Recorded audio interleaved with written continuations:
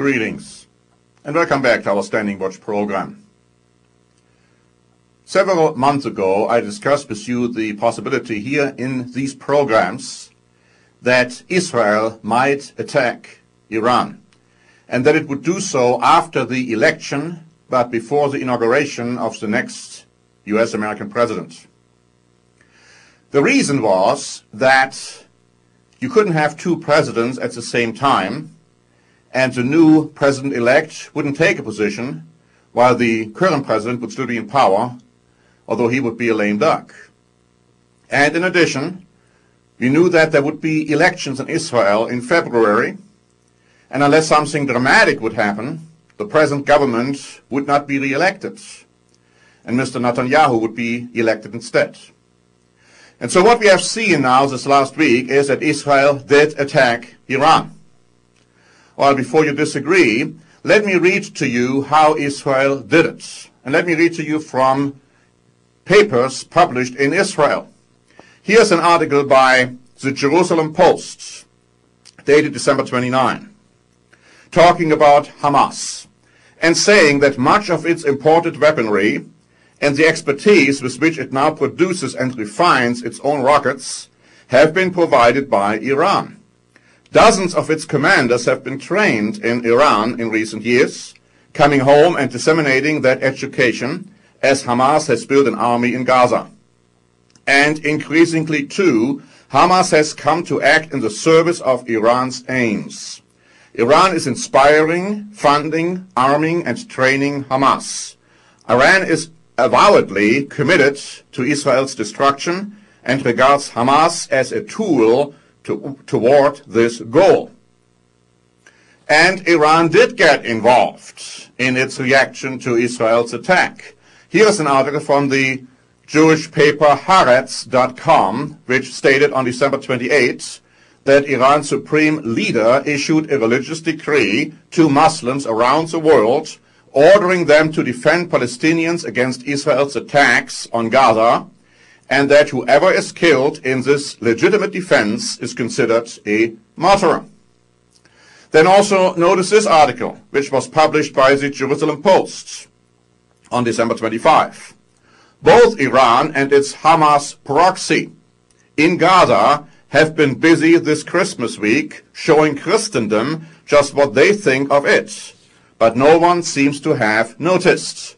On Tuesday, Hamas legislatures enacted and legalized crucifixion. And it goes on to say that Hamas joyously renewed its jihad against Jews and Christians. The reason that the West remains ignorant of the views and goals of the likes of Hamas and Iran is not that the latter have hidden their views and goals. It is because the leading political leaders and foreign policy practitioners in the West refuse to listen to them and deny the significance of their actions. And as a consequence, Israel did move.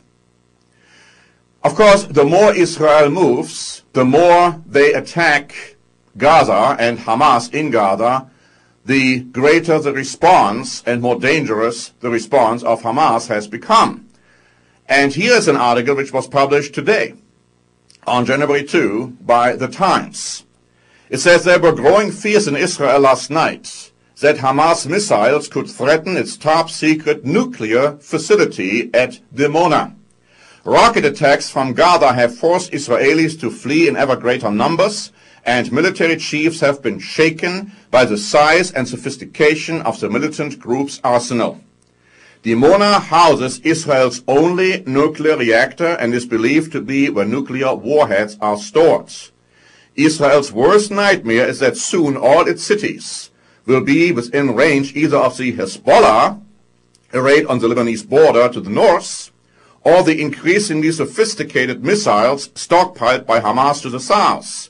Both groups have links to Israel's arch-enemy, Iran. And of course, that's mildly put. Hezbollah is clearly Iran's unofficial army, and Hamas has become Iran's unofficial army as well. And so Israel's attack on Hamas was actually an attack on Iran. And that's how it's being perceived in the Middle East by many or most Arab commentators. And also the Jews clearly have found this to be accurate. The fear, of course, is that this whole thing is going to escalate and that it's drawing into its mess other countries. Now, my Arab friends I have talked to feel that it won't escalate and it's going to die a natural death, and frankly that Hamas is going to be the victor, as Hezbollah was the victor 2 years ago. But this is not the perception which you find, for instance, in Europe. And the Europeans are becoming more and more disenfranchised and disappointed with the United States government, the current and the future one. They have asked Mr. Obama to stand up right now, and he has refused to do so. And so they feel that they have to do something. Listen to this article by Deutsche Welle on December 28th. First, it says that Hamas and Israel are making the same old mistakes all over again because the latest attacks won't solve anything. Unless there is a miracle, this is a perfect situation for a further escalation, which would have unforeseen consequences. Now, what is their solution? What is their proposal? What are they saying, reflecting thereby the majority view of the European countries, what should be done? Notice this. The world can no longer afford to sit back and watch. If international troops can be mobilized for the fight against terrorists and pirates, then the world should be able to do more in Palestine than simply pay lip service, at least in order to prevent the worst, if not to bring peace. And when they talk about the world, they mean Europe, because they know America is not going to do it. Angela Merkel, in her New Year's address, has said that Germany will do everything it takes and which is within its power to help bring peace to the region. Surprisingly, perhaps, Jesus Christ prophesied almost 2,000 years ago that this is exactly what is going to happen. He said, though, that when you see Jerusalem surrounded by armies, you will know that its destruction has come near. He is talking about European armies which will invade the Middle East and the Holy Land in order to bring peace. They will probably have the term peacekeeping troops assessed to their action. But Jesus Christ says when that happens, a turmoil will break out in the Middle East, a war will engulf the world which we have never seen before. And other armies from other countries like Russia and China will get involved as well. What we are seeing right now, my friends, is a forerunner perhaps of what is going to happen very soon. And we see already the ideas which are being expressed in the European press that this is what needs to be done, because there doesn't seem to be any further solution. You need, my friends, to watch the Middle East and to watch the events which are taking place right there, but also keep watching Europe. Europe is destined to become a superpower, the world's greatest and biggest superpower, and it will get involved in these fights. But frankly, when it does, it is not going to be for peaceful purposes in the end. So thanks very much for watching, and this is Norbert Link for the Standing Watch program.